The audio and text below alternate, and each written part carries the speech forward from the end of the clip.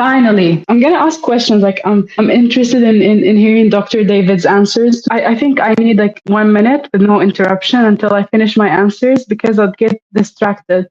David likes to interrupt people and be rude, so probably going to be difficult. Go ahead. Sorry. Go ahead. I don't understand.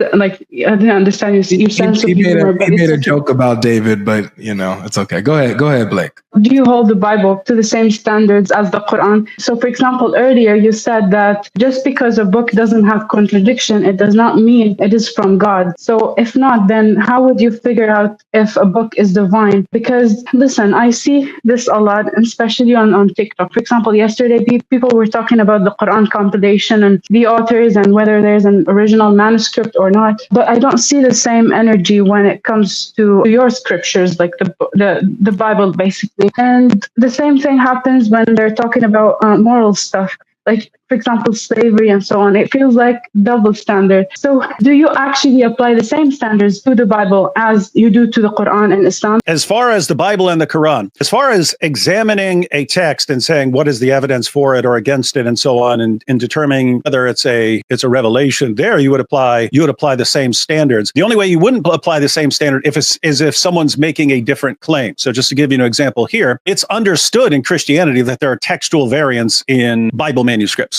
So you don't see a problem with that? No, I've never seen a Christian who has a problem with the idea that there are textual variants. Textual variants, just like if you have 1,000, 5,000 or so on people copying a text, whatever that text is, Bible, Quran, Plato's Republic, doesn't matter. Human beings who are copying a text you're going to end up with textual variants. In other words, it can be spelling differences. You can spell words differently and so on. So you'll end up with textual variants. I don't think that's a problem for the Bible. I don't think that's a problem for the Quran. It becomes a problem for the Quran when Muslims spend years arguing perfect dot for dot, miraculous preservation of the Quran. And so what we see then, Muslims will make the claim, which they did for years, there's no textual variants in the manuscripts of the Quran. It's completely false. So what you'll have Muslims going around, our book is different, our book has no textual variants, and then we'll respond by pointing out, no, you've got all kinds of textual variants here. Look at all these textual variants. And then the response will be, you hypocrites, but the Bible has textual variant. Well, we're not saying it's a problem for a book to have textual variants. We're saying it's a problem for what you're saying about your book. You're saying no textual variants in our book, and so we're showing you textual variants. And so there we're applying a standard that's based on a Muslim claim. A Muslim is making the claim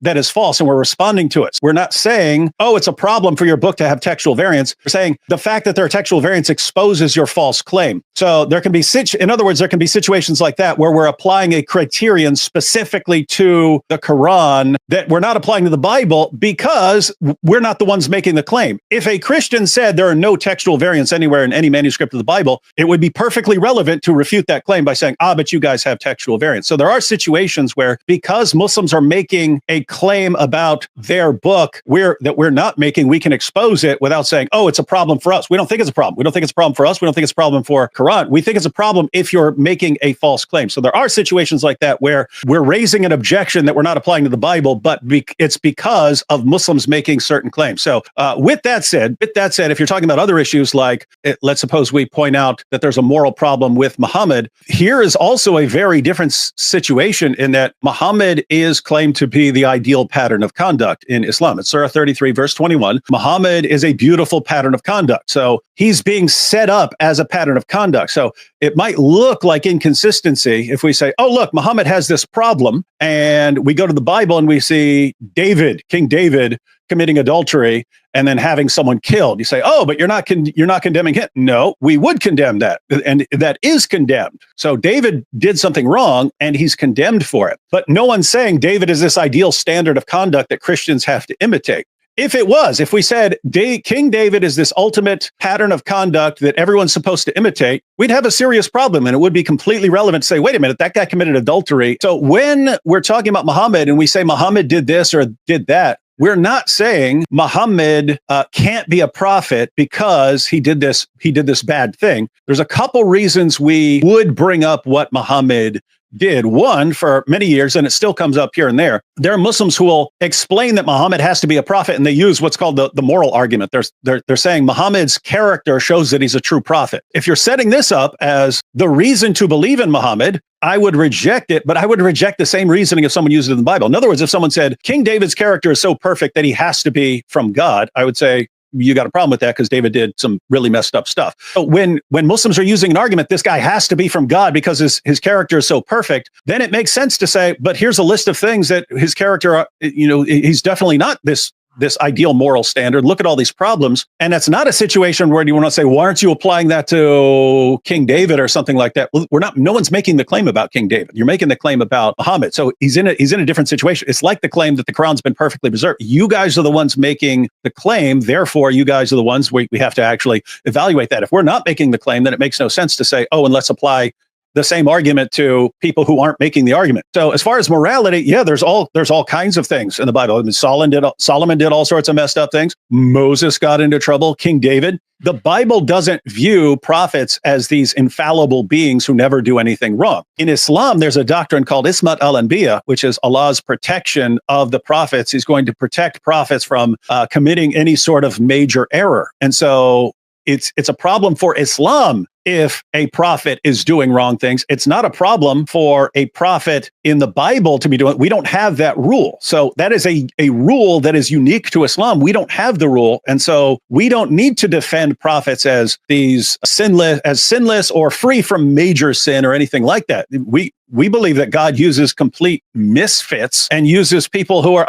God, even in the New Testament, he takes the Apostle Paul, who started off as a Christian and turns him into an apostle of Jesus. So we just don't have this view, and therefore it doesn't make sense to apply the same reasoning that we have with Muhammad when we're not the ones making the claims. That's sort of the general idea between looking at the Bible and the Quran. But what specific issues did you have? The prophets are not sinless, and if the text is not perfectly preserved, then what is your standards to determine if this person is a prophet or not, or if this text is divine or not? You can have all kinds of things. And some people make arguments based on how, after centuries of people receiving revelations and these people being sometimes on completely different continents, speaking different languages, having completely different status in society and so on.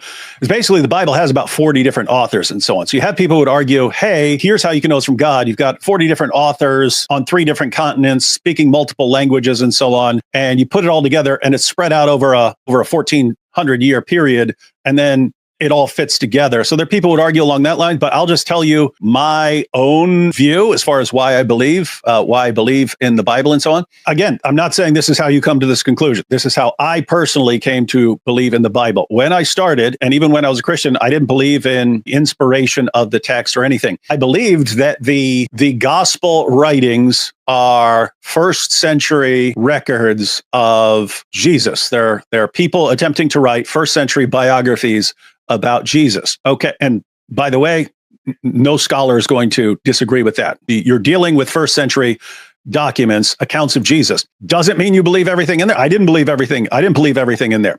I believe they were first century records. And so at that point, I was just treating them like anything else. You got biographies about all kinds of people. These were first century biographies about Jesus. But that means we can learn certain things about Jesus. And when you take what you find in the Gospels and letters of Paul and the early creeds and so on, you have a lot of evidence that Jesus died by crucifixion, so much so that it's not disputed at the scholarly level. We know Jesus died by crucifixion. You also have a lot of evidence that his followers later on were claiming that he had appeared to them risen from the dead. That's not seriously disputed either. You can go to Bart Ehrman, you could go to Gerhard Ludemann, you could go to atheist and agnostic scholars.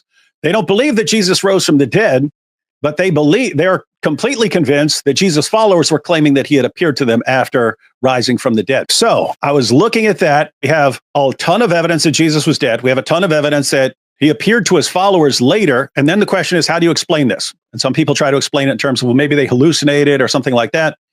I was looking at it all and say, wait a minute, you've got this guy, he died. They know how crucifixion works. They know what happens when you get crucified. They were all familiar with how crucifixion works. They know if you're crucified, you're dead. And yet you have multiple people all saying that this one crucifixion victim, out of all the crucifixion victims ever, this one guy actually appeared to people alive afterwards, but not just appeared to them alive, he appeared to them in such a way that it gave them complete confidence that this man had been resurrected. And they were willing to go to their horrible, bloody deaths later, proclaiming that this guy had risen from the dead and appeared to them. So I'm looking at that. I'm telling you that I was in a jail cell, and this is me coming out of atheism, and there are other things involved. But basically, it's okay. If I have a reason to believe that any miracle has occurred, it's the guy who died on the cross and then appeared to people later. So it looks like a miracle. If it looks like a miracle, then it looks like God is doing something with Jesus, and that he is giving a stamp of approval to the message of Jesus. If God is giving a stamp of approval to the message of Jesus, then it makes sense that God is going to make sure that that message is actually conveyed and that it's passed down through writings and so on. And if we have Jesus affirming other prophets as true prophets, I'm going to listen to him, because if I'm going to listen to anyone tell me about prophets or God or the afterlife, I'm going to go with the guy who rose from the dead. So that's how I personally came. That's not how most people would come to believe in the inspiration of Scripture, something like that. That's how I came to believe in the inspiration of Scripture. It's one, just straightforward historical investigation, not even taking the Bible as inerrant or anything like that. Just, okay, these are first century documents. No one's going to dispute that. We can gather information about Jesus and his followers from these first century documents. I believe that you have enough to conclude that a miracle has taken place. If a miracle has taken place, then it looks like God's confirming this guy's message. If God's confirming this guy's message, seems like God is taking this seriously and and this is important. Therefore, he's going to make sure that this message is passed down to us.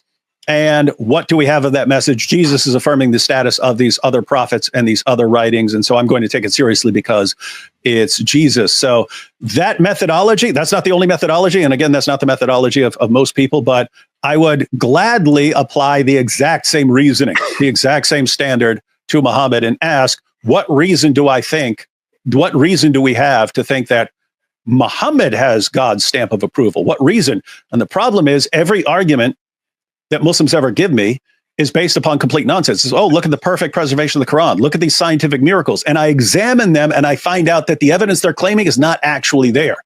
It was completely different with Christianity. I approached Christianity the exact same way. Oh, you're saying here's a miracle? Let me go and investigate, and there's going to be nothing there. Oh, wait a minute. There is something there.